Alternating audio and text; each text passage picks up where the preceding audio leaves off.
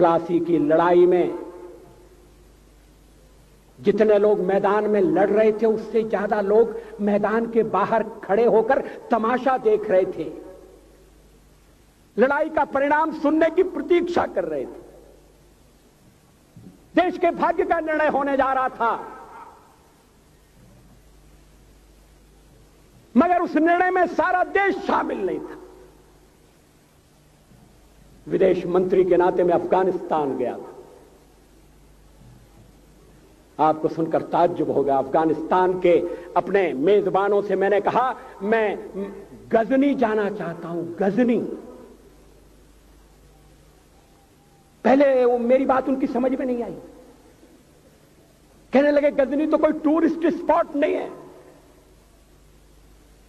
गजनी में कोई 5 star hotel नहीं है, गजनी में आप जाकर क्या करेंगे, गजनी में आप जाकर क्या देखेंगे।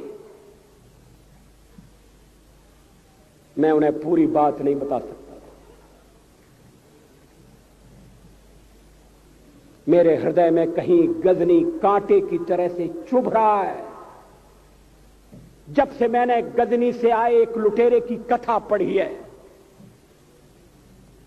और किशोरावस्था में पढ़ी है, मैं देखना चाहता था वो गजनी कैसा है। आपको सुनकर ताज्जुब होगा, महमूद गजनी का अफगानिस्तान के इतिहास में कोई स्थान नहीं है।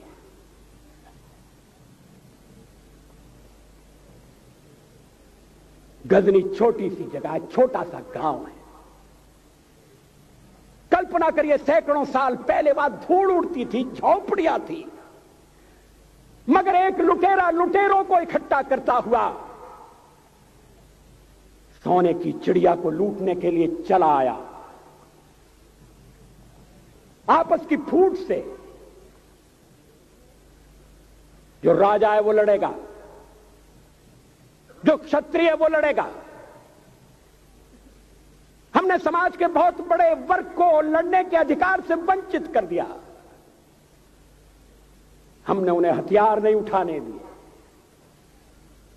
मार्शल नॉन मार्शल के आधार पर हमने समाज को बांट दिया। वो लुटेरा सोमनाथ के मंदिर तक चला गया। पुजारी देखते रहे। मंदिर की पूजा भक्तों को करना पड़ती है। मंदिर तो एक प्रेरणा का केंद्र है। मैं देशपांडे जी की तरह से नास्तिक नहीं हूं, मगर उनकी नास्तिकता में भी जो आस्तिकता है मैं उसका आदर करता हूं, उसका सम्मान करता हूं। वो जिस आत्मविश्वास से नास्तिक होने की बात कहते हैं, तो मैं उनसे कहना चाहता हूं वो सचमुच में नास्तिक नहीं है। जिसकी आस्तिकता है, जिसका विश्वास है, वो नास्तिक कैसे हो सकता है? विश्वास किसमें है यह बड़ी बात नहीं है, विश्वास है या नहीं। हमने समाज के बहुत से बड़े वर्ग को विश्वासहीन बना दिया।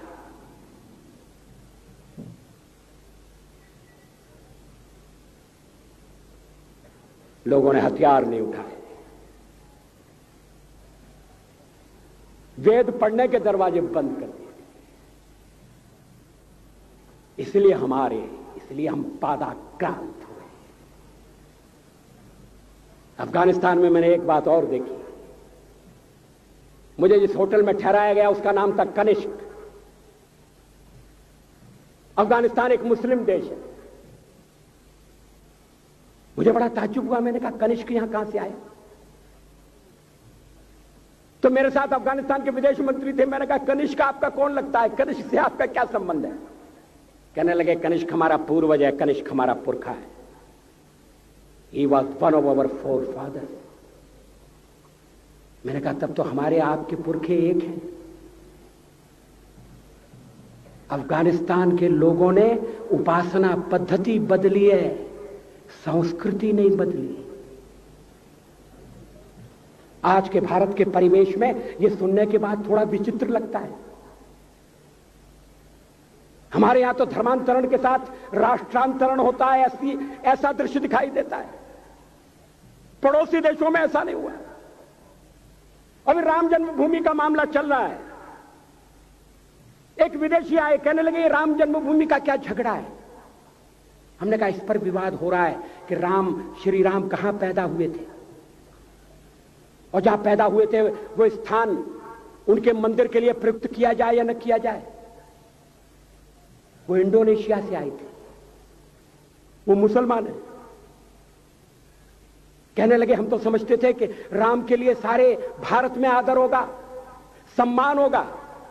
हमने कहा ये आपने कैसे समझा। कहने लगे आप तो इंडोनेशिया आ चुके हैं, इंडोनेशिया में बहुत से लोगों ने इस्लाम स्वीकार कर लिया, मगर श्री राम को विस्मृत नहीं किया, श्री राम को भुलाया नहीं। इंडोनेशिया के बाली द्वीप में 1 महीने रामायण की लीला होती है। मैं उस समारोह में जा चुका हूं। उस समय भी विदेश मंत्री मेरे पास बैठे थे। मैंने कहा ये रामायण ये क्या हो रहा है। मैंने कहा एक्सीलेंसी ये मंच पर क्या हो रहा है। कहने लगे एक्सीलेंसी आपको पता होना चाहिए। हमने कहा मुझे तो पता है मगर मैं जानना चाहता हूं। कहने लगे ये रामायण है, ये राम है, ये लक्ष्मण है, ये सीता है। हमने कहा इनसे आपका क्या संबंध है, आप तो मुसलमान हैं। कहने लगे हमारा संबंध बहुत पुराना है, हमारा तब का संबंध है जब हम मुसलमान नहीं हुए थे। थाईलैंड की राजधानी अयोध्या कही जाती है। थाईलैंड के राजा को आज भी राम कहा जाता है। सावरकर जी ने हिंदू राष्ट्र की बात की, हिम्मत के साथ। बुनियादी तौर पर भारत हिंदू राष्ट्र है।